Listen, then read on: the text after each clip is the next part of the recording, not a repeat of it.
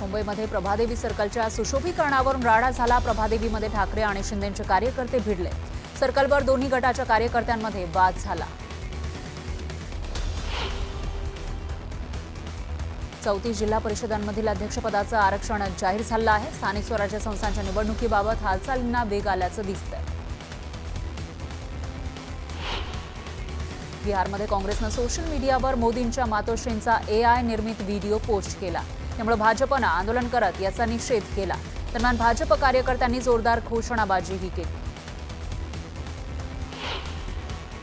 बीड जिल्ह्यामध्ये आतापर्यंत 22,515 कुणबी नोंदी सापडल्याची माहिती आहे, तर 1,66,327 कुणबी प्रमाणपत्रांचं वाटप करण्यात आलंय। धुळ्यामध्ये अखिल भारतीय महात्मा फुले समता परिषदेनं आंदोलन केलं आहे। मराठा समाजासाठी काढलेला शासन निर्णय रद्द करण्याची मागणी करण्यात आली। ओबीसी मधून आरक्षण न देण्याचीही मागणी करण्यात आली। यावल तहसील कार्यालयासमोर ओबीसी समाजानं आंदोलन केलं। मराठा समाजासाठी काढलेला GR तातडीनं रद्द करण्याची मागणी करण्यात आली।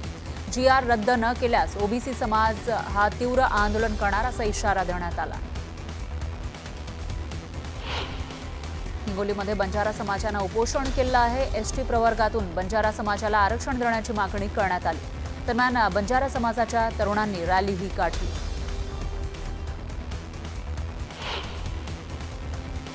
जालना जिल्हाधिकारी कार्यालयासमोर आदिवासी समाजानं मोर्चा काढला। बंजारा समाजाला ST प्रवर्गातून आरक्षण न देण्याची मागणी करण्यात आली। मोठ्या संख्येनं नागरिकांनी या आंदोलनात सहभाग घेतला।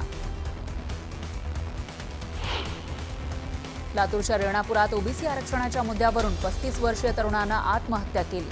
वांगदरी गावात जाऊन मंत्री छगन भुजबळ आणि धनंजय मुंडे यांनी तरुणाच्या कुटुंबियांची सांत्वनपर भेट घेतली।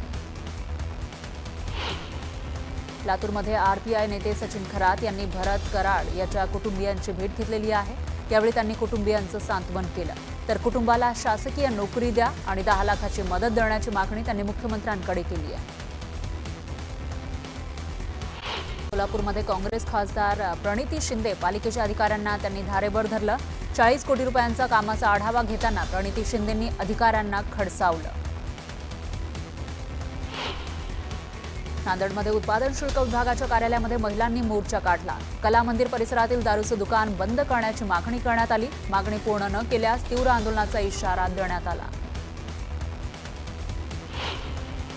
गोंदिया जिल्हाधिकारी कार्यालयामध्ये जिल्हा नियोजन भवनाच्या नवीन इमारतीचं उद्घाटन करण्यात आलं।